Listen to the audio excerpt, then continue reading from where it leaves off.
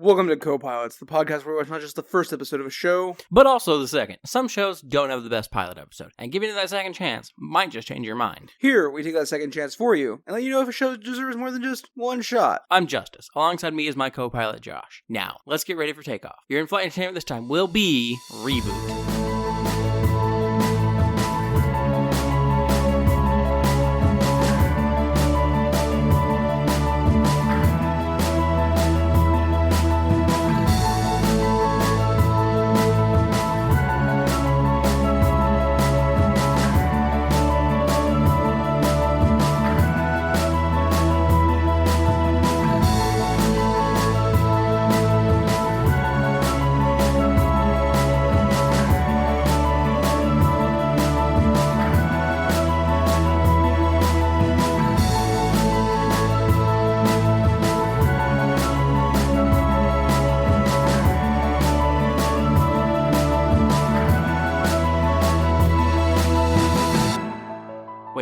Are we rebooting Copilots? No, and in fact, this show is actually a little bit difficult to Google because there's a show from the 90s that had like 4 seasons called Reboot. It was a science fiction show. Okay. And then there was another TV show, I think it was animated in the earlier mid-2000s or maybe late 2010s, called Boot. It was about robots. Okay. And then there's this one that got 1 season in 2022 and then never did anything ever again. It was only 8 episodes and nobody ever heard of it. So I was supposed to watch a show. Yes. Oh, I thought we were just starting the entire podcast idea over again, doing something else. Yeah, so no, when the schedule said record Copilots review Reboot, that meant we're recording the review of the TV show Reboot. You forgot the colon between review and reboot, so I didn't realize it was a show. I've never put colons on the schedule. I don't look at the schedule, okay? It's literally right there. It's a giant marker board. It has our recording dates and the shows on it. I just look at the flight board that all the passengers see, and if it says it's canceled or delayed, that's all I care about. Am I supposed to be more prepared than that?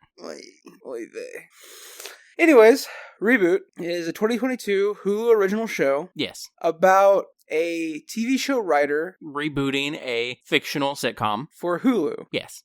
So, this is something I realized, and I think we may have discussed it on the podcast. I don't know for sure. Who knows? Bakuman. Yeah. My favorite anime, manga, really fucked with my entire, brain in a way where, I crave behind the scene, depictions of things being made. Yes. But not, how things are made, the TV show, but as in, if how things were made was about that one specific episode and about the people doing it and drama. The fictionalized drama behind how things get made, while also sticking to, in some way, the facts of how things get made.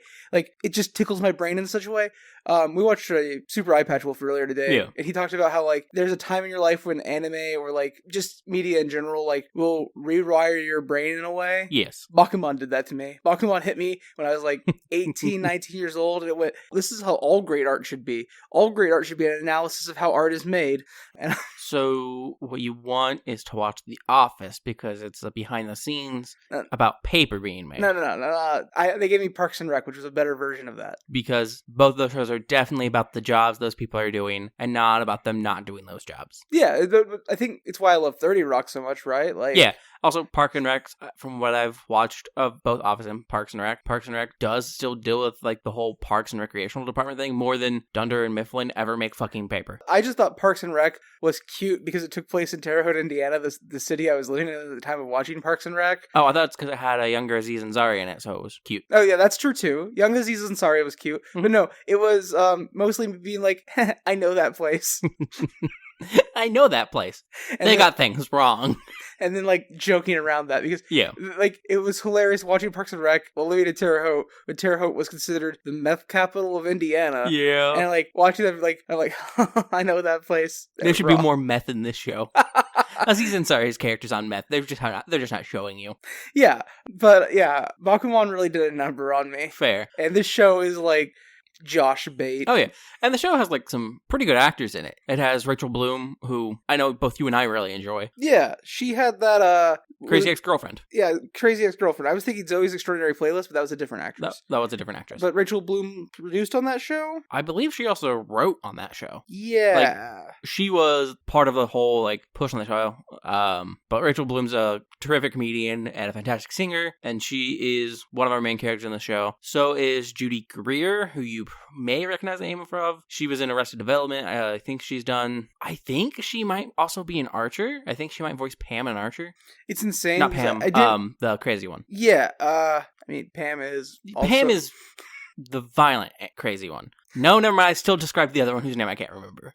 You know, the rich crazy one. Who bought the pet, was it a mink? No, big cat. Oh, yeah. Okay. Looks like leopard, but not leopard. Ocelot, there we go. Yeah, she bought a pet ocelot. Yeah. Which... there's always a part of my brain when rich people, I see rich people buying expensive animals online or something. I'm like, that they should not be allowed to own. I'm like, you should be allowed to own that. And then I see videos of red pandas playing. I'm like, I want 2 red pandas right now, please. Fair.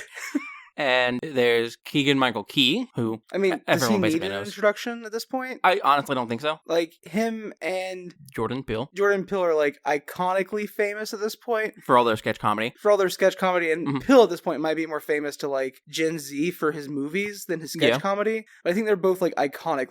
They're iconic in my mind. They're iconic to Gen Z the same way Cheech and Chong were iconic to millennials. Through reference of jokes. Yeah, we didn't know Cheech and Chong's source material initially. Yeah. But we had reference for who Cheech and Chong were. Yeah, fair. Yeah. And then there's Johnny Knoxville, who might fall in the same category for them. WWE superstar Johnny Knoxville had one of the best comedy wrestling matches of all time at WrestleMania against Sami Zayn. Look, allow me to let you in on a secret, Josh. Yeah. If that's your only description of him, you're a jackass. Fair and valid.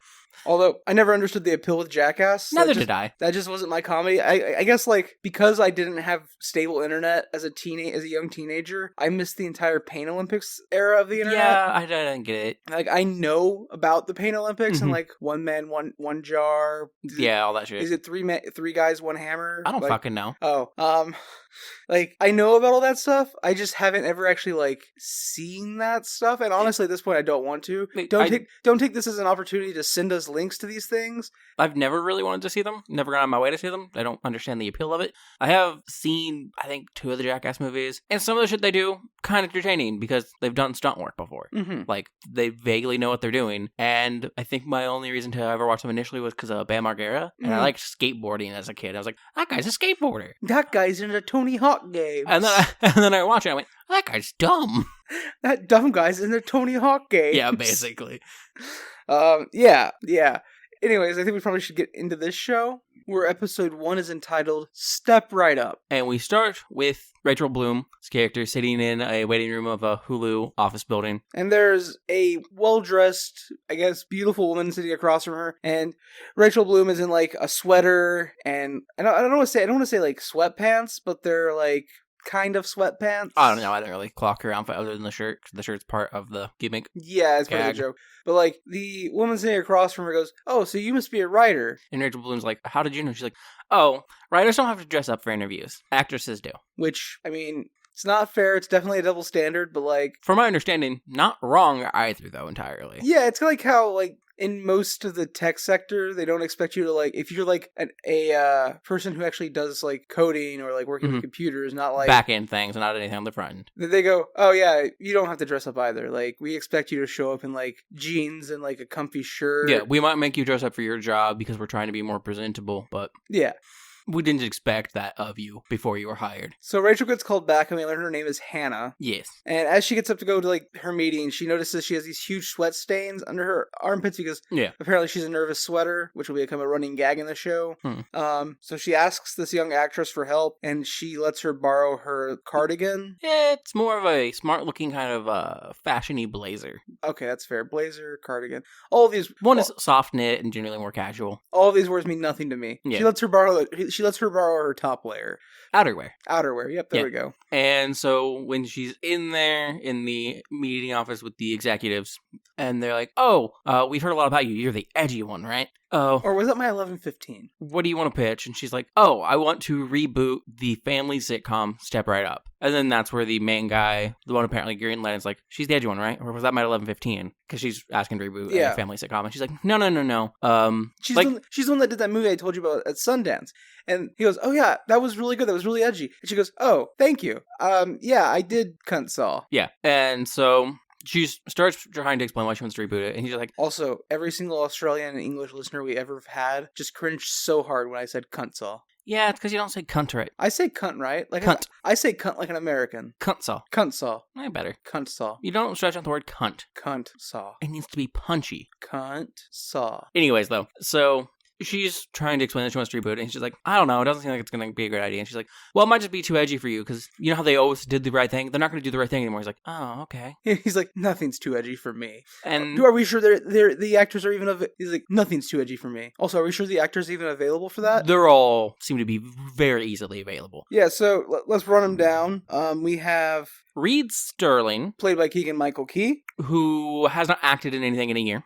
Like, we don't know that from this, but like, yeah, he hasn't acted in a while. I think we have like a audition tape of his that they're looking at, where he's like trying to put too much character work and like too much into what seems like maybe just a basic thug in an episode of Law and Order. He's auditioning to play old creepy guy. Yeah, that is the name of it. Yeah. And he's like, I don't know if that works for like his internal motivations, and like, can I just try this at a different? And they're like, no. He's like, I think, and they're like, don't think. He's like, well, that's not what they taught us at the Yale School of Acting. And they're like, okay, thank you. And then we have Brie Marie Larson, who is played by Judy Greer, like you mentioned.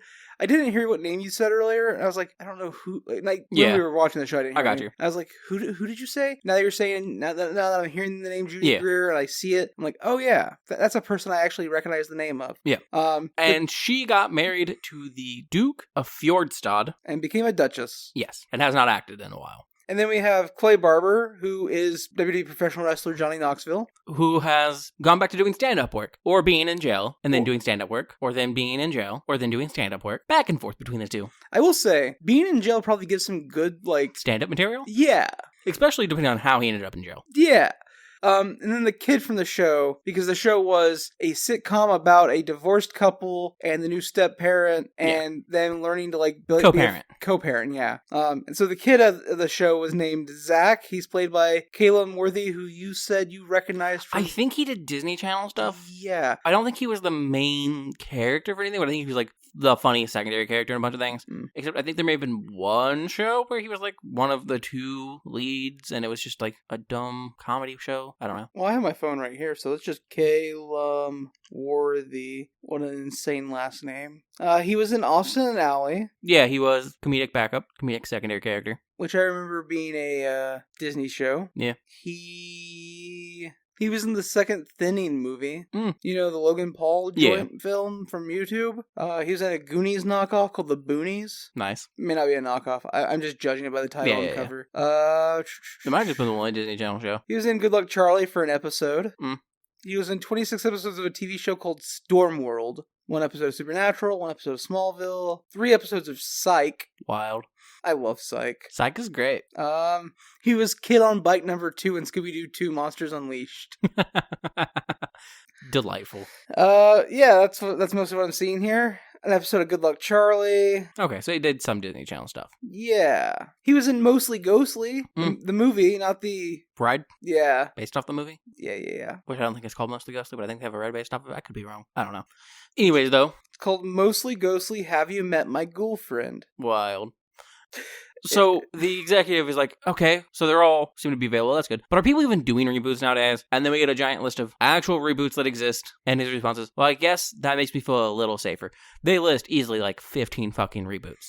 You know that bit from Family Guy where Peter Griffin's like, oh yeah, well, show me an unbiased source that's not, and he just rattles off every news agency. Yeah. Like, it's like that. Except with reboots. Yeah. So the show gets greenlit. And we cut to one of our leading men of the original series, Reed Sterling, sitting in a restaurant, talking to his girlfriend who just walks up about the script. And she, I think, is a director. She seems to be a stage director. Yeah, stage director, maybe Broadway, maybe off Broadway. It's in New York. But it's in New York, yeah.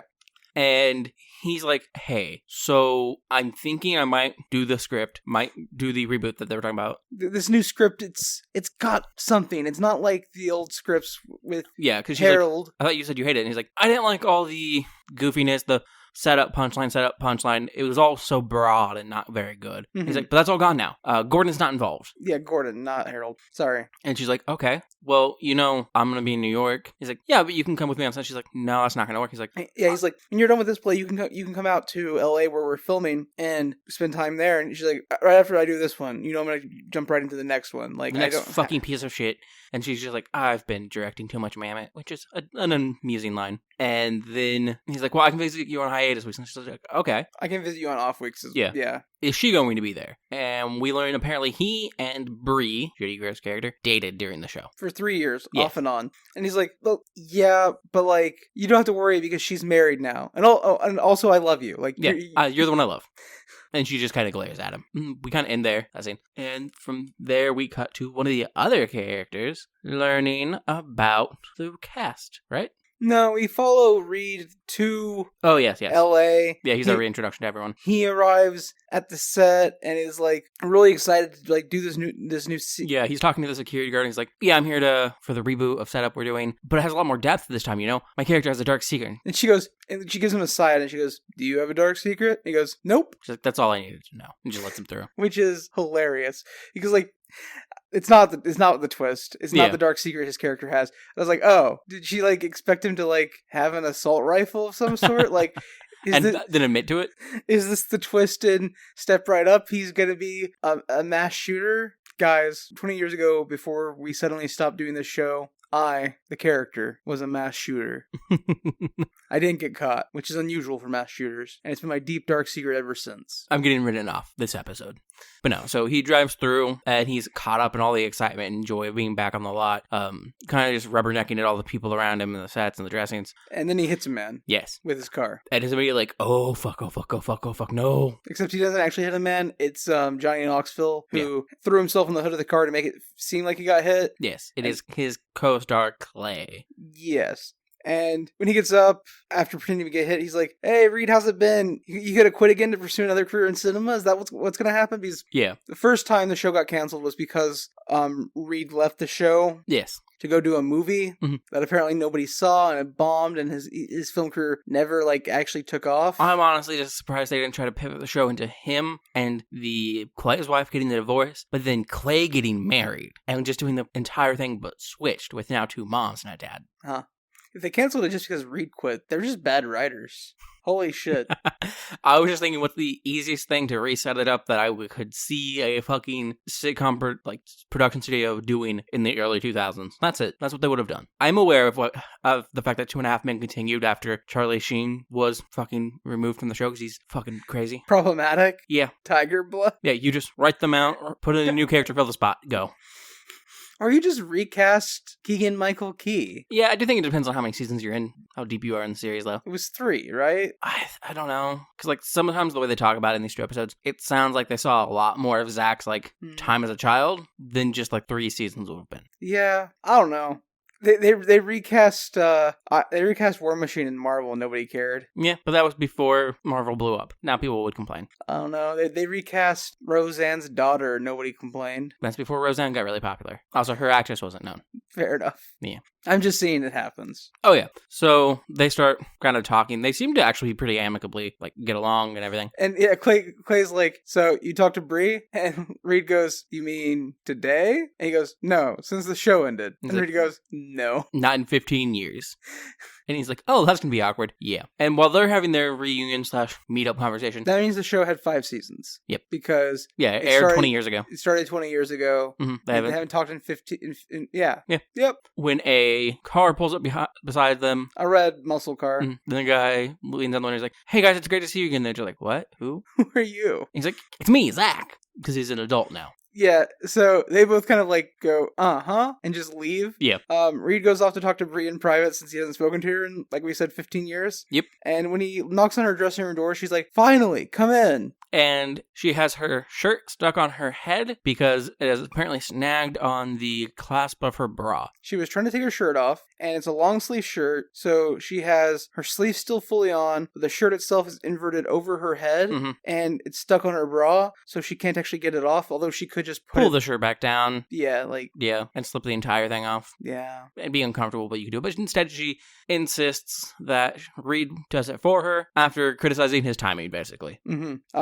And because he has to, take her bra off, there's several moments of Reboot in this scene. Yeah. Which is uncomfortable for Reed, quotation marks. Yeah. And Bree doesn't really... She doesn't seem to give a fuck. Yeah. And then he does make sure to state multiple times, though, from the moment he walks in with her shirt above her head, that he is in a happily committed relationship. Yes. And then so their conversation's really awkward and stilted, and they're both, trying to, impress the other person, like, oh yeah, well, I've been doing these plays on Broadway... I'm a duchess, bitch. My life's been going really well. I'm a fucking duchess. I am like the son to these people. Yeah. It's actually a fun interaction there. She's like, well, I married a duke, and I'm just trying to, be my best to be a source of warmth and light for the people. Because, the country is mostly dark and cold throughout most of the year. So I try to be the source of warmth and light for them. I am the source of warmth and light for them. You're you're their son. And she's like, well, it's embarrassing when you say it, but yeah. And she's like, the only reason I'm doing this show is I didn't want to let you guys all down, like some people did. Yeah. So he doesn't actually care about her being a duchess or whatnot. Yeah. He just wants to talk about their relationship, and he's upset because apparently he was on location shooting something at a time when they were broken up. And he comes back and she's just gone and married a duke, and she's like, we were broken up. And he's like, yeah, but we broke up all the time. That's what we did. That was our thing. So maybe they were they still talked after the show for a little bit. They were still in a relationship. I'm assuming it's on location for that movie, so 15 years probably still. Yeah, 4 or 5 seasons still. Yeah, 5. Yeah, that makes sense. And they have a bit of an back and forth argument about who's the better actor. Yeah. And then he says that the only reason you won any awards was because you convinced the people that you had such a quirky, fun laugh. Yeah. With that snort. And she goes, yeah, well, you were always trying to tell me that you were the better actor, but and then she switches into acting mode essentially. Yeah. And apologizes, saying she went too far. And he was always right. And that the entire reason why she's being so aggressive is because she just can't stand the thought of not kissing him right now. And so she's getting close as if to kiss him, and he's like, I'm in a committed. And then she just bursts out laughing. She's like, who's the better actor now? And that's kind of the end of their interaction there. She walks off. Then we cut to set where Zach, the child star from the show, is having a serious conversation with Clay. He's like, I was upset after the show ended when I was a kid because you never reached out to me after the show ended, not even on my birthday or Christmas. But I get it now as an adult. You were just playing my father. You weren't my real dad. I shouldn't have been upset when you never talked to me or even sent me a birthday card or anything. And then Clay is like, yeah, well, I don't like kids or birthdays, so... And then Zach's like, yeah, but you like me, right? I was a cute kid. And he just looks at him for a moment and goes, no. And at that time, Reed walks into the conversation, and Zach immediately turns to Reed and he's like, Reed, you thought I was a cute kid, right? And Reed gives a really pretentious answer, he's like, oh, you were an actor trying to embody the role. And find your craft. And Clay goes, that's a pretentious way of saying no. Yeah. So then Hannah meets up with the actor. She walks up to them. Yes. And she's introducing them. And Reed's like, I loved your script. It was fantastic. There's so much emotion and depth and character. She just says, and Hannah replies with this banger of a one-liner. She's like, if I had you instead of my father, could have saved thousands on Xanax and rehab. And then Xanax again. Because Yeah. And he's like, well, I really appreciate you. And she's like, well, no, I saw you in your production of 12th Night in New York a while back. It was fantastic. And she mentioned seeing Clay at his stand-up and how fucking great it is. How it's insane that he hasn't been canceled yet. And he's like... Not for lack of trying. And then Zach is like, what about me? What's my favorite movie you've seen? She's like, I have some of my cousins really loved your... She says, I have a younger cousin who's seen some of your movies. And Zach's like, oh, cool. Which one? What was her favorite? No, his first line is, oh, cool. Another one for the Zach pack. And then she gets a phone call. From Elaine, one of the people in the meeting. With the Hulu executive. And he's like, wait, what? No, I'm with the cast right now. Yeah, I can be there. Give me just a moment. I'll call you back. So as she's going to leave, is that where that happens? Well, she leaves, and we cut to the cast. Oh, I was trying to remember why Zach follows her out, which is where he's then bothering her about which one is her favorite, cousin's favorite. This is him, and his line is literally, his line, I thought it was here. Yeah, that's and here. He's literally just like, she's like, I'm gonna go, I got something to handle. He's like, I'll walk you out. Yeah. Yeah, that's what it is. I was trying to figure out, why the fuck did he go with her? And at this point, he's like, so what's your cousin's favorite movie of mine? And she's like, I don't know. The one where you're, like, stuck underground or something? He's like, oh, yeah, Minor. That was a favorite of mine. Yeah. So then, she rushes off to deal with this thing with Elaine. The cast has promo shots to do. And they're recreating the original, like, promo shot. Which is very, very sitcom-y looking. And it has Keegan-Michael Key posing in, like, this way where he has his, like, one arm across his chest and his other arm leaning on that arm and his hand underneath his chin. With his head quirked to the side, almost like an aw shucks pose. And it's supposedly, like... his annoyed face. And the photo... And the photographer is being like, taking some pictures of them like posing. He's like, can you give me that annoyed face of yours, Reed? Yeah, because all the while everyone else is doing the pose normally, and Reed is just standing there looking honestly annoyed, like kind of disapproving / annoyed, as one would expect from a normal person to do. But he's standing like a normal person, with the hands by their side, their body kind of angled in, like head tilted. He's not like doing this over the top, too broad gesture. And they get into a bit of a spat with the he gets into a bit of a spat with the photographer about this because the photographer's like, we're just trying to recreate this poster, that's all. The rest of the cast is like, yeah, it's no big thing. It's just a picture. He's like, no, it's the beginning of a slippery slope until there's a bowl of spaghetti on my head. To which Bree's like, oh, that was one of my favorite episodes, Mission Impossible. And he's like, I'm not going to do this thing where, and he like poses, and I'm not going to do this dumb pose, and he makes the pose, mocking it, and the photographer immediately snaps the shot. And he's like, if you use that, I swear to God. Yeah. And then a PA walks up to him and is like, hey guys, you're all needed in the showrunner's office. And they're like, what do you mean? What are you doing? He's like, because it's my job. That's why I'm telling you about it. Like, it's my first day, but, like, it's what I'm supposed to do. I don't know why you need to go this there. This PA is my favorite. He's great. He shows up in the background a few times here and there. And he is just, like, a kid out of high school or maybe, like, college who's just like, I got a job here, man. I'm doing what I was told to do. So they all head off to the showrunner's office. And as they get there, Hannah's storming out. So they go inside, and who do they find? The original showrunner, Gordon. And Gordon is like, so they brought me in because, well, it's my show, you know? Well, he doesn't say they brought him in. He says he showed up. Oh, yeah. Because apparently he is the rights holder we learn in this little conversation. He still holds the rights to it. But they were going to make the reboot, and he was basically assuming just going to collect money, but then he looked at the script, so he decided to show up. Because he didn't like the script. It was too serious. They'd taken out all the jokes and punchlines. He's like, there's punchlines with no jokes here, or was it jokes with no punchlines? And this entire back part of the episode is just too serious. What's going on here with this? And Reed's like, well, it's actually really good. It's actually really good. It's well written. The dialogue sounds like real dialogue for the first time in the show's history. It's tight. It's deep. It has character. And he's like, no. And he's making notes to himself on a voice recorder. He's like, also, remember to add jokes about Reed's hairline. because Reed's now bald. Michael Key is now bald. And at that point, he's just like, are you not going to do anything new with the hair? And he's like, no, of course I am. This time, Cody's going to have a kid. Cody being the name of the character that Zach played. Yeah. And Zach's just like, dope. And then Bree's like, but wait. That would make me a grandmother. He's like, oh yeah, note to self. Jokes about how old Bree is. Yeah. And she's like, I'm barely 40. And Keegan-Michael Key's character turns to look at her and she goes, shut up. Yeah. And Clay's like, and he's like, well, how did Gordon's like, because they're all now complaining about the script. And Gordon's like, well, what do you guys think about it? Like, what do you think about the new script and everything? And like, if it was so much better. And of course, he's like exposing about everything he loves. Bree's like, well, I'm not a grandmother in it. And those two are more worked up standing. Zach's standing because the other two are. And Clay's just lounging on the couch in there. And he's just like, no, well, Clay actually has like a bit of in the game too. He's like, I preferred it when there was no kids in the script. Yeah, that's what I'm saying. He was just leaning on the couch. And when asked for his opinion, he leans forward and goes, I liked it. There's no kids in it. And then so he, using the creepy old guy monologue, Keegan-Michael Key turns to Gordon and like gives this creepy old guy monologue about being the only tough guy in the room and like, you really think you can do it? Unless you get the girl back, we're not doing anything. Yeah. And then like... the others are slightly put out by it, but they leave the room with him. And then they leave the set and they're outside and... Bree's like, you think he'll really like cancel the show? He's like, I don't think so. And she's like, well, I really need this. And he's like, no, you fucking don't. You're a duchess. You need this least out of all of us. She's like, I'm not a duchess anymore, okay? And she tells a story about how she caught her husband cheating with his secretary, and how the entire town of people where she lived in used to call her a clown whore. Clown whore, which is German for clown whore. Yeah. Like, she walks in and she's like, I went into town and they were throwing things at me and calling me clown whore. He's like, that means clown whore. She's like, I know what it means. And he's like, and she's like, your secretary's not at her desk. I tried getting buzzed in, but yeah.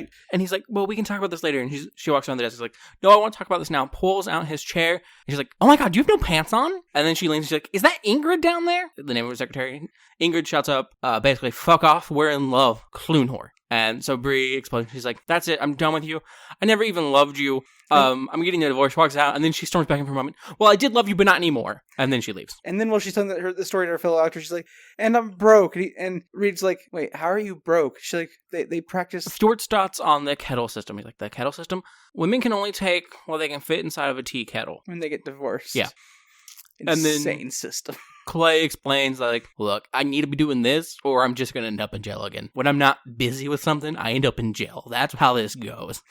And then Zach's like, they kicked me off my last teen movie. Apparently, teens don't have hair plugs. Yeah. And then the PA walking out with the box is like, no, because we get Reed's confession here, and Reed's like, oh, fine. The last paying role I had was over a year ago. And I was the voice of a hemorrhoid. And the PA is like carrying a box of stuff. He's like, when I was 17, I got caught for stealing $2,000. He didn't say he got caught. Oh. He said, I stole $2,000 worth of shoes. Worth of Jordans. Worth of Jordans. For the shoe show. Yeah. And they're just like, no, that's not what we're doing. He's like, oh, okay. Well, I gotta go. I gotta give this back to Hannah. Yeah, I gotta go to Hannah. So I'm gonna drop this off. And they're like, wait, what?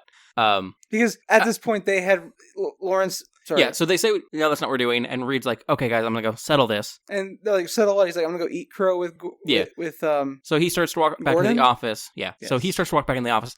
And then the PA is like, well, I got to go drop this off. And then they yell at him, wait, stop, come back. And they show up at Hannah's apartment and are like, hey, we need you to come back. We all really need this. And she's like, I can't work with Gordon. You don't understand. And they're like, he's a narcissistic piece of shit. And then she's like, yeah, actually, I guess you do understand. And like, we'll back you the entire time. We'll be in your corner the entire time. And she's like, really? Yeah. And then Bree goes, and also, Gordon's not really that bad once you get to know him. And she's like, no, that's not true. I knew him for 7 years. Having spent 7 years around him, with him, I'm quite aware. She's like, and then basically explains that the entirety of Step Right Up's premise and Reed's character, specifically, were based on Gordon's life. And his new family. By new family, we mean not Hannah, because Hannah is apparently his biological daughter. He just abandoned when he got a new step family. So she rants about how apparently her life wasn't a good enough humor basis and that, like, all that shit. And they're like, oh, you're... Well, it's funny because like initially they're begging her to come back, and like the more she talks, the more their face drops, and the more they're like, oh shit, we should have just taken her out. This is going to be a mess. And then Reed goes, oh wait, so my dark secret that you wrote in the episode 1 script was you. Yep. And I think that's the end of episode 1. Yeah. So Justice, what did you think of Step Right Up? Of Step Right Up? Oh, sorry, I mean... Step Right Up seemed like the annoying, basic-ass sitcom. What did you think of Step Right Up? I keep confusing the title for a Step Up movie. Fair. Also, the reboot should be called, like, Step Back Up. Or Step Back In. Mm-hmm. Something like that, yeah. But as far as Reboot goes, it has quite a few, like, good dialogue moments, some good comedy, and, like, it has great actors. I quite enjoy it. And, like, even from watching this first episode, I was like, man, it sucks that there's only one season of this show. And it's only 8 episodes long. Show had to be legitimately laughing at points. Yeah, which is very good. Yeah, it's a good sign for a comedy when it actually can make me laugh. Because for a long time, and I'll still say this as like a shorthand when I'm talking to people who are like asking about shows I like. For a long time, I've been under the impression I'm not a fan of sitcoms or like comedy television. Yeah. Especially like comedy cartoons. And like that's not entirely true. I love some sitcoms and I love some comedy cartoons, but like the vast plethora of them are not good, not funny, and not enjoyable. Like Family Guy and South Park. Yeah. And 9 out of 10 sitcoms. Agreed. Like 2.5 Men and How I Met Your Mother. Or How I Met Your Father. God, How I Met Your Father is so much worse. Holy shit. Or Mom. I don't know what that one is. It's not a great show. Wait, actually I do know what that one is. Our mother watched it a lot. or The Big Bang Theory. There's very few shows that are like on par with like Scrubs and Reba and Psych, even though it's not technically a sitcom. Yeah, like that 70s show. Like there's very few sitcoms that are actually on par with these, and there's even fewer comedy cartoons that are like legitimately great. Yeah. Like there's Futurama and American Dad's Good, but like The Ugly Americans was fun. Yeah, mostly comedy cartoons are just like crass and unfun, and sitcoms they try to be funny with a laugh track, but they're not. They're watered down and not fun. There's a lot of them don't strike a balance between crass and unfunny and boring and not funny. Like, there was a new sitcom with Matt Bomer, and like... Mid-century modern. I love Matt Bomer. I love the concept of this show. The concept of mid-century modern is... Gay guy Golden Girls. Gay guy Golden Girls. And I fucking love Golden Girls. But the show's not funny. It had a weak starting episode. Mm-hmm. Episode 2 wasn't much better. Mm-hmm. Actually, episode 2 was worse in my opinion. Mm-hmm. The third episode, which I watched, I don't think you did. No, I gave up after 2 episodes. You didn't really improve, and like, I want it to get better. Because like, even in those 3 episodes, I see how it could be good. And like, it gets so close sometimes. And there's a few lines that do make me chuckle slightly, but like, hardly anything. Mm-hmm. I just was not a fan. But back to this. Good show. Enjoyed it a lot. I love Rachel Bloom. I love Keegan-Michael Key. Johnny Knoxville had one of the best comedy matches in all of wrestling history, so... Yeah, I guess. But otherwise, like... I don't know why I said otherwise. Honestly, the show's just very good, and the cast has very good chemistry. So, I guess that means we're good to go on to episode 2? Yeah. Episode 2 is entitled New Girl, which, following the naming convention of episode 1, means that this is now going to be about rebooting the TV show New Girl instead of rebooting the TV show Step Right Up. Yeah. Mm-hmm. Which, I mean, it's not been over for that long, but New Girl was a good sitcom. I didn't finish it, but, like, I got to the point where Nadia gets married, which is really deep in the show, so, like... But we start this episode with Hannah, again, nervously sweating, but this time she's nervous about walking back into the showrunner's office with the support of the actors to tell Gordon she's back in. And she eventually goes in, and other actors are with her. And she's like, look, I'm going to be involved in the show. And actually, I think Reed takes the lead here. He's like, okay, she's back on, and we're going to be doing her script and all that. And she's like, really? Because she was pretty insistent that I take the script and shove it up my ass. And she's like, well, I didn't say that. And he's like, well, no, what she did say, an exact quote is, I would rather work at SeaWorld than work with you. And she's like, and then I had to explain to him why working at SeaWorld is an insult. He's like, who doesn't love the Dolphin Spectacular show or whatever? And she's like, the Dolphins! This is a great bit of humor. Like, this is top tier. I love this show. But they're like, we're going to do the show as she wrote it, or we're not doing it at all. And he's like, I don't think you guys understand, this is my fucking show. And they're like, we don't think you understand that you can't do it without us. And he's like, whatever, fuck it, fine. We'll do a table read of this script. And he's like, so what? It's either do it her way or jump in a lake. And she's like, I don't care where you jump. Yeah. And he's like, fine, we'll do a table read of it today. We don't shoot till Friday anyways. Yeah. Grumbly grumbles. Yeah. And then we have, standing outside around by the set, Clay and Zach are talking. Yeah, they're eating from catering. Yeah. And they're basically just talking about how fucked up Hannah's relationship is with her father. And Zach's like, yeah, that really sucks, but like, at least I have a great relationship with my mom. She's like my best friend. He's like, that's fucking weird, man. Yeah, Clay's like, everybody has a fucked up relationship with their parents, man. Like, that's just how life goes. And Zach's like, no, me and my mom are like best friends. And Clay's like, yeah, everybody has a fucked up relationship with their parents, man. Yeah.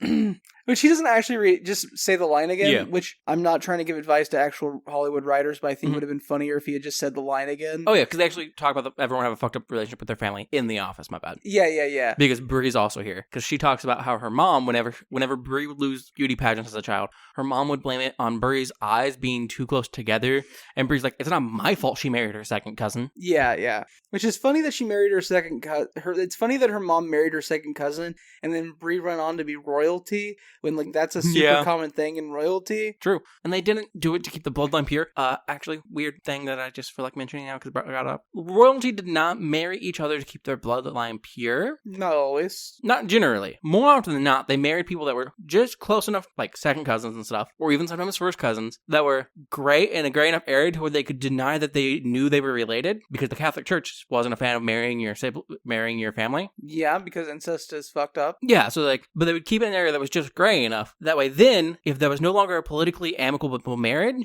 or a politically positive marriage, they'd be like, oh no, I just learned out my wife is actually my cousin. We have to get a divorce according to the church, and this isn't wrong. So what you're saying is the primary motivation between incestual marriaging was an emergency escape button. Yes, because otherwise the church would have to approve their divorce, which it didn't like doing. I was going to say that the entire purpose was to, like, give them a out with the church by playing the church's rules against themselves. Yes. Beautiful. Yeah, that's what a lot of it was, especially in, like, so often. It was so you could be like, oh no, I accidentally discovered something. Unless you're the Hamburgs. I guess then you just like fucking your siblings. Because there's no way you get that inbred without being like, you had to have had the emergency button at some point, right? They're weird. And there's a reason why that gene pool deteriorated so much. Indeed. There is a moment here where Habsburg, Hannah dialogues that she wants to be able to tell her truth with the show, because if Reed is supposed to be Gordon, then she deserves to have her voice heard and like all that shit. Mm-hmm. And that's all in this scene. We jump to the table read, where Elaine introduces herself officially to Bree and Reed. Elaine was the Hulu representative that called Hannah in the first episode, was also at the initial... She seemed to be the one more pushing for the reboot. Yeah. And at first she's like introducing them both. She's like, yeah, okay. And then she's like, I'm from Hulu. And like, oh, it's so great you're here. And like, yeah, and then she's like, actually, it's a really funny story about how I am here. And they're like, oh, really? Go ahead. And then she explains several different series of mergers and how she was working in different areas of computer analysis and data analysis. And then it ended up where she is now at Hulu after various acquisitions. And she's laughing and they're like, oh, and then they stage whisper to one another, say something. Bree goes, say something. And then Reed goes, you say something. And they're doing this cover in the mouth like a stage whisper. And Elaine moves her hand up to her mouth and maybe is also about to say it when they get interrupted with Gordon being like, okay, table read time. Well, no, they don't get interrupted. Bree and Reed back away slowly. Yeah. Like, they walk away so slowly, walking backwards. Like, maybe if we move slowly, she won't see us. Maybe Hulu representatives' eyesights are based on movement. Yeah. And then this is where we found out with Zach and Clay talking over by the craft services table, because Clay notices that Zach's mom is in the studio audience. He's like, wait, is that your mother? He's like, yeah, she comes to set every day. He's like, that's weird. She's like, no, she just likes to support me. It's really nice. He's like, nah, man, that's not normal. You're an adult. Just like, nah, it's fine. He's like, how old are you, Zach? And he's like, 24 3/4. He's like, no, you're 24. Just fucking say you're 24. Just say you're 24. Are you fucking 6? Jesus Christ. No, he's 24 3/4. Obviously. So they start to get the table read started. Everyone's starting to sit down. When in walks a young, attractive woman, and Bree's immediately like, wait, no, that can't be the person playing Reed's daughter. I thought she was supposed to be like more normal. Like, and Hannah's like, yeah, we hired a normal, actual human being, for human-looking person. And Reed goes, thank you, Jesus. And because this very attractive woman sits down at Kimberly's spot. I think that's her name. Well, Kimberly's the name of the actress. Oh, yeah. I don't remember the name of the character. Neither do I. I got it fucked up. My bad. But Reed has this obsession with making, like, stage, TV, movie feel real. Yes. Which, fine. That's fine. There is definitely a space in the art for things, for art that feels realistic. Yeah. Like, that is definitely a thing. I will say, movies, I think, and TV shows even tend to thrive better when they embrace the fact that they're not real. To some degree, yeah. Like, Scrubs would have never been as good as Scrubs was if we didn't have JD's daydreams and off-tangent thoughts and stuff. Yeah. Like, those things aren't real in the way that, like, we experience them. Anyways, I'm going off on a tangent myself. But they start the table read, and Kimberly's fucking horrible. Well, the table read is going great. Yes. Until the big climactic ending of episode 1. Where Kimberly actually has lines for the first time. Yeah. And everything's in a falsetto, like, kind of screechy falsetto, and she's doing, like, crying big voice. Fake tears. Yeah. And it's just bad. And Bree is just loving it, because Bree was afraid this new young hot girl was going to, like, outshine her. Yes. Because with the first time the show aired 20 years ago, Bree was the hot young girl. Yeah. But, Hannah and Reed fucking hate it. Yeah. And Hannah's like, I'm gonna try to fix this, and Reed is like, well, actually I think it's Clay in this part, is like, well, it looks like Hulu loves her. Yeah, because Elaine is like... Elaine and other people from Hulu are taking selfies and stuff with her. And actually, before the table read started, we got introduced to all the actors again, and we got introduced to Timberly, whose previous work only includes the show Fuck Buddy Mountain. Which is apparently a reality TV show. Contest TV show or something. That she was on, yeah. Or like a reality dating show. Something like that, yeah. So, Hannah, thinking her father was involved, storms off to go yell at him. And she's like, why would you do that? Why would you get rid of the person I cast? She's fucking horrible. And he's like, yeah, no, she's bad. He's like, but Hulu didn't approve the girl you picked, and they seem to really fucking want her. And I sent you an email about it. She's like, no, you fucking didn't. He's like, yeah, I did. Pulls up his phone. He's like, it's right here. And she's like, do you really think my email is still... Yeah, she's like, Hannah Banana loves... Hannah Banana Sparkle Pony 87 AOL.com. And she's like, I'm a professional writer now. Do you really think that's still my email? And he's like, She's like, at AOL. He's like, what's wrong with AOL? That's funny side tangent. I get that same question when I'm like, when I'm giving out like my... Yeah, and someone's like, at Hotmail? And they're like, Hotmail? It's like, look, it just reboots to Outlook now, man. I already had it. It just relooks to Outlook. Why would I change it? I want to let you know. So for a long time, Yu-Gi-Oh! Didn't have an official way to play online. Yeah. So people used something called the Dueling Network, which is like a fan program thing that had all the cards and like didn't have any rules enforcement, but like it was set up to like mimic Yu-Gi-Oh! And let you play the cards. It's similar to like cockatrice for Magic the Gathering, but with less technicalness and more prettiness. I had a friend on there who I met, and like we were like exchanging information to like talk outside of the Dueling Network, and I gave him my email. He's like, Hotmail? Isn't that like a porn site? That is part of the reason why they changed it from Hotmail. They're like, no. And I was like, no, it's called Hotmail because it uses HTML coding and HTML Hotmail. Yeah, like that's why. And I think when they originally launched it, they made a pun about being the hot new email service. Probably. I don't know. But yeah. He's like, look, I can't do anything about it. She's like, yeah, but she's fucking terrible. We need to get rid of her. He's like, it's fine. We'll cut her dialogue, give her some physical comedy. And here's an example. A bad example, but an example. But like Josie's doing laundry. She opens the dryer door and popcorn falls out. Josie being Bree's character. Yeah. And popcorn just falls out everywhere. She's like, no, that's bad. That's too broad. And he's like, it was a bad example. So, back on set, Zach is successfully flirting with this girl at catering. Yeah. Talking about the movies he's been in. But then his mom comes by and she's like, you need to... She stops him from eating this donut that he has on a plate. She's like, you can't be eating all that sugar. I don't have a... pot roast. Going in the crock pot at home for you to spoil your dinner and be hopping around on a sugar high all night off the walls. Here's some carrots. And hands him like a bag of carrots. And the girl backs up a few steps and is like, I'm gonna go. Yeah. And this entire time, Clay has been standing by like the end of the table. And so as Zach's mom walks off, Clay walks up and goes, getting cockbucked by your mom. That sucks. It's like, no, it's not like that. He's like, yeah, no, it definitely is. And then Zach's like, well, ever since mom and dad got a divorce, I'm kind of all she has. And Clay's like, yeah, that's pathetic. And he's like, look, I don't want to like hurt her. I don't want to do that. And he's like, well, wait, actually, what if you did it? What if you told my mom she can't come to set anymore? He's like, so you want me to be the one that hurts her? Okay.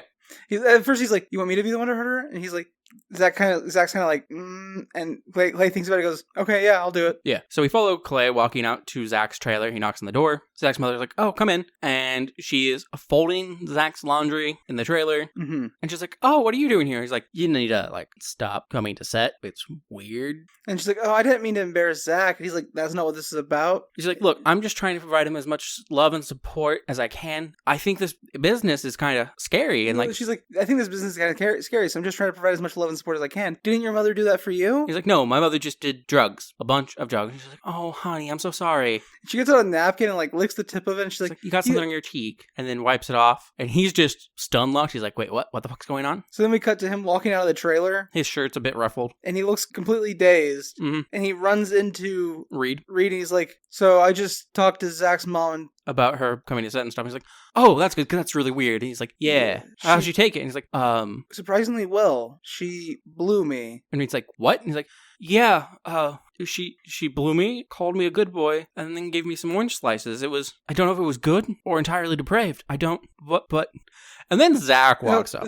So then Reed goes, whatever happens, we can't tell Zach. Yeah, and then Zach walks up. And Zach's like, can't tell Zach what? That he hasn't had a chance to talk to your mom yet. And Zach's like, you couldn't do it, could you? And he's like, too hard. And they're like, no, that's not it. And then Zach's like, ooh, an orange slice. And grabs one from Clay's hand as they're both trying to protest, and then just snacks on it and walks away. So Hannah is walking on a set and is handed new pages for a scene H. Yes. And she's like, where did this come from? Scene H is the laundry room scene. And she's like, And so scene H is the laundry room scene, but it's also while Bree's character's doing opening the dryer, an avalanche of popcorn falls out. And she's like, where'd the popcorn come from? And the PA's like, I think the implication is that Cody and Lawrence were hiding popcorn in the dryer. Not Lawrence. Lawrence is Reed's character. Cody and Clay's character. Cody being Zach's character, were hiding popcorn, instant popcorn in the dryer. And she's like, no, take it out. He's like, well, I should really run it by Gordon first. She's like, no, this is my show too. I'm a showrunner too. Take it out. He's like, okay. And so he grabs it and then he yells to just everyone generally around the stage area. The popcorn's out and we see a PA in the background holding a giant bag of popcorn and go, and turn around and walk off the screen. And this is 30 minutes before run-through. And that's a good bit of physical comedy. It doesn't distract from the show. It references something in it, and it doesn't matter at all. And this is 30 minutes before run-through. Yes. And like they start doing run-through, and they finish, and Gordon's like, what happened to the popcorn? She's like, I sent you an email. And he goes, okay, that's a good comeback. That's a good callback. And she's basically like, look, I'm a showrunner. You have to run things by me. You can't just change it. And he's like, okay, that was a good callback. And that kind of just ends their interaction there. Yeah, also, during this run-through, we do get Timberly's first attempt at her, like, scene, as far as we can tell. And it is bad, and Brie is loving every moment of it. And Timberly is saying her stage directions. And so Gordon, like, looks at a PA and goes, we need to get her a special script. Yeah. So, Hannah confronts Elaine about Timberly being terrible, and Elaine's like, we need her to appeal to the 18 to 34-year-old male demographic. And Hannah's like, but she's terrible at acting. And Elaine goes, the research doesn't show any correlation between that. Yeah, and so Brie walks up and she goes, well, I mean, you still have me. And she's like, what does that say about me if you need her? And Elaine's like, oh, don't worry, we need you too. You're very popular with the, I think, knitting crowd and the over 40. Sassy over 40s. Yeah. So Hannah goes to the showrunner's office to talk to Gordon about what they can do about Timberly and how Reed is pissed off about it. And Gordon's just like, look, it's fine. Because Hannah tells him that Reed's about to come in here and storm and throw a fit. And Gordon's like, it's fine. Actors are just like kids. You just need to take some shiny keys at them and give them a cookie. She's like, that's super condescending. And so Reed knocks on the door. She's like, you deal with him. And so Gordon opens the door. Reed storms in. And he starts to go into a tirade. And Gordon immediately comes off and is like, I'm so glad they found you and got you in here. It's like, wait, what do you mean? And Reed's like, no, I came here to talk to you. And Gordon goes, no, I sent a PA to get you because we need to do something about Timberly. And Reed's like, yes, we do. Gordon's like, you remember how terrible Brie was when we first started the show? And you taught her how to be a better actor? I need you to do that with Timberly. He's like, well, I don't know. And Gordon goes, you basically teach a class on acting every day. And Reed's like, well, yeah, I do.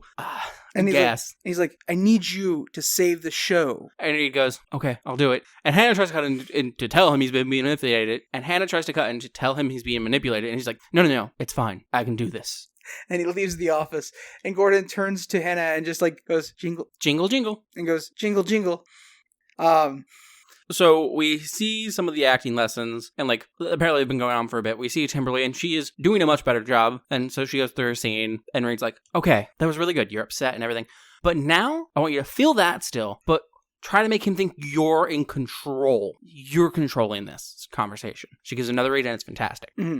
And Bree's sitting there watching this happen, and she's getting more and more upset. Mm-hmm. And a hairstylist comes up to her, and she's like, what do you want? Well, the hairstylist comes up, and he's like, oh, she's actually really great. She's getting really great. And she's like, what do you want? He's like, well, when you get a chance, could I have you in the trailer to touch up your hair?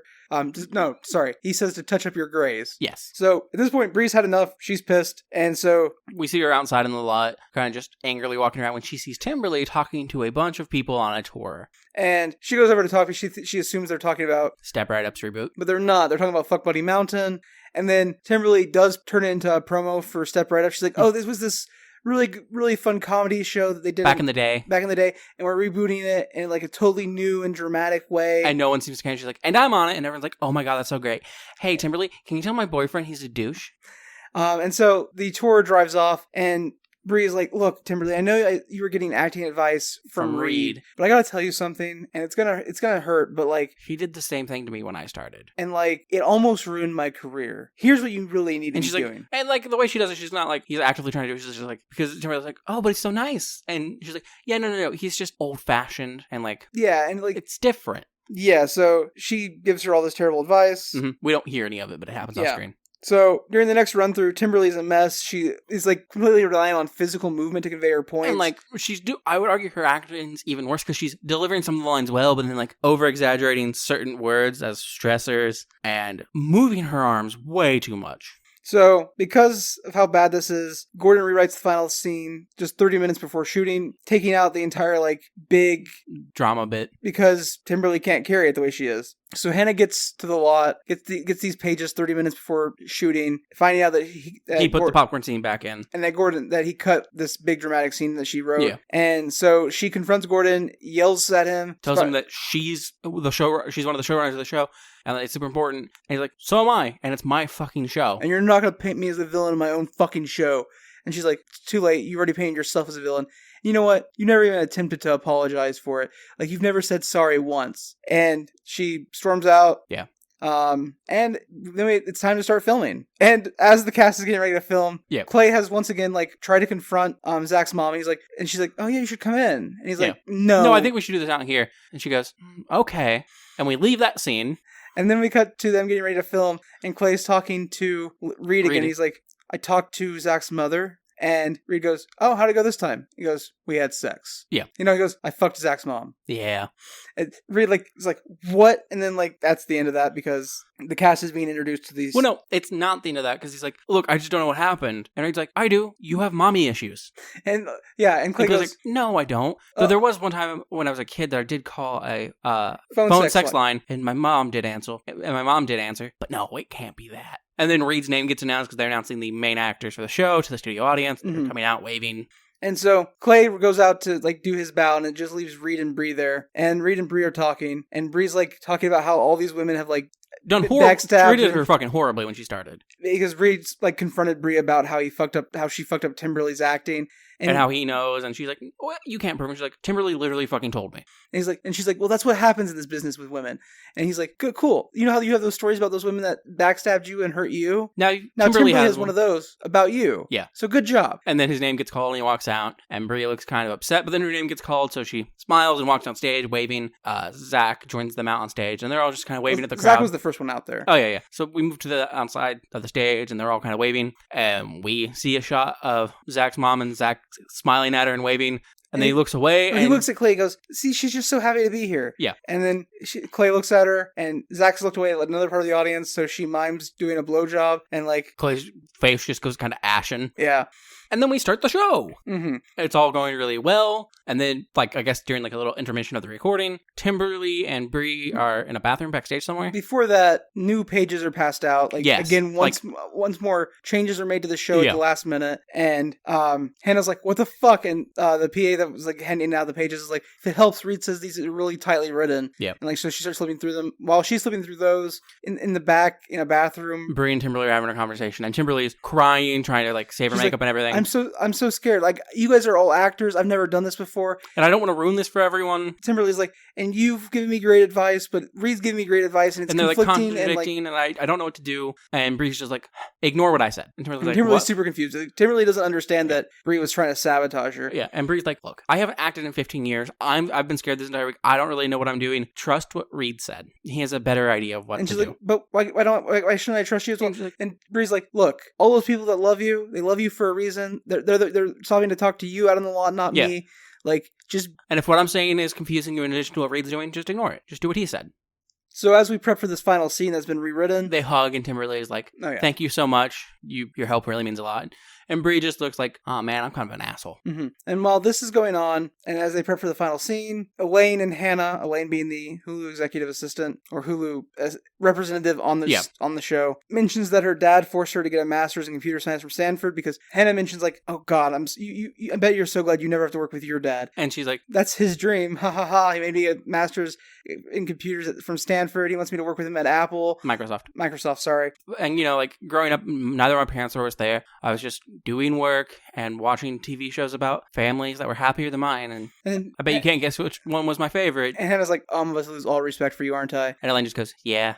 Apparently she had a huge crush on Cody, and I assume that's going to come up later. Probably. And then the final scene plays after last-minute rewrites from Gordon, and it's Reed, like, actively apologizing for, like, not... seeking out his daughter or anything. Because in the original rewrite of the scene that Hannah got when she arrived at the lot before confronting Gordon, it was literally just Timberlake's character showing up and everybody was like, oh, we didn't even know you existed. Yeah. And, like, Reed was like, I didn't even know I had a daughter. Yeah. And everybody's happy, and that's the end of the episode. This is a rewrite on that, where Timberlake's like, I just found out about you. I'm sorry, like, I didn't find you sooner. And Reed, who is playing a character based off of Gordon. He's like, it's my fault. I did know about you, and I just didn't do anything.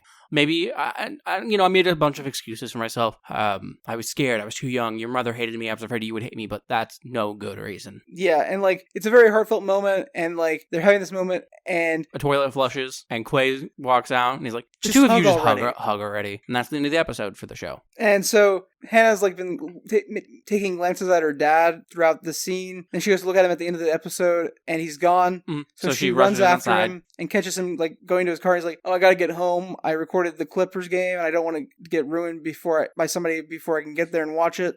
And she goes, thank you for that, though. Yeah. Like, and he's like, I know you probably wanted more from it, but, like, it's just too much character development for one episode. Like, these things can't all happen in one episode. It's got to be slow. And she's like... Yeah. And he makes a statement where he's like, I'm kind of sorry for the way I've been treating this situation, at least. And she's like, I'm sorry too. And he's like, for what? And then he opens the car to his Bentley, which we didn't mention earlier. During the table read, like shortly after it, he has his keys and he's telling the... It's actually the very beginning of the episode. Oh, yeah. He's walking into the office while they're all waiting to ambush him. He's telling the PA to go get his car washed and waxed, and that if he sees any streaks on it, that he'll kill them. Yeah, and he's like... Okay. And he hands the PA the keys, and the PA goes, which car is it? He goes, it's the Bentley. And the PA goes, oh, okay. What parking spot? And he goes, the parking spot with the Bentley. Yeah. He expects everybody to know what his car looks like. Yeah, basically. But he's that type of asshole. He opens the car door after she apologizes, and popcorn floods out everywhere. And he goes, you're right. It's too broad. Yeah, and that's the end of the episode. Very good episode. Would you watch more? I would. I absolutely would, actually. So here's the interesting part about this. Because it only got one season, and the season was a short run of 8 episodes, we've already watched 25% of the show. Yeah. At that point, it's not worth watching the rest. Yeah, gunpowder, treason plot thing. Yeah, which was 3 episodes. Yeah. At that point, we'd watch 60% of it. Of course, we watched the 3rd episode. Yeah, I will watch more of this. This show's good. It's fun. Yeah. It's got a great cast. It's funny. It deals with, like, some serious, like, matters in the way that, like, it's about family abandonment and, like, growing up without a parental figure, which I can't relate to. Not at all. But, like, I mean, that's somewhat kind of expected from, like, I don't know what I was going with that. Did you mean that the serious content was expected out of a show partially written and or produced by Rachel Bloom? To, like, have a more serious tone to it, yeah. Like, Crazy Ex-Girlfriend is a comedy musical TV series, but it deals quite heavily with, like, mental illness. And being one of the best musical television shows ever made other than Gallivant. Yeah. So, like, I'm not surprised that it has, like, actual depth to it while still being quite funny. Because, surprise, surprise, you don't have to be one or the other. In fact, being one and the other generally benefits both sides of it. It doesn't look like she wrote or produced on this show. Oh, crazy. It has, like... It has her vibe to it. Yeah. But yeah, doesn't look like she wrote or produced. But great show. I really enjoyed it. We both enjoyed it. This is just, like, one of those little gems you find by accident while scrolling through, like, your streaming services. Yeah. And this one was worth it. So... Agreed. If you have... I guess 4 hours to kill. 4 hours of free time-ish. This feels like a good binge. Yeah, watch this instead of the extended cut of The Hobbit: Desolation of Smaug, which keeps trying to play every time we finish watching Lazarus. Yeah. Finish an episode of Lazarus. Do you want to watch the extended cut of Desolation of Smaug? No. No, not really. No, I don't. But you know what I do want? I want you to reach out to us and let us know your opinions on, I guess, sitcoms in general, Rachel Bloom's work, Johnny Knoxville's WWE match, Keegan-Michael Key's sketch work, any of that. Yeah. Or any shows you might want us to watch or review in the future, or like any of that nonsense. Or if you just want to say hey. Which you can do by emailing us at copilotsreview@gmail.com. Which you can find a link to that, along with a link to our Blue Sky social, and our Discord, and our Patreon, and our YouTube, which is still uploading new videos daily, at copilotsreview.simplecast.com. Thank you for flying with us, and please fly again soon.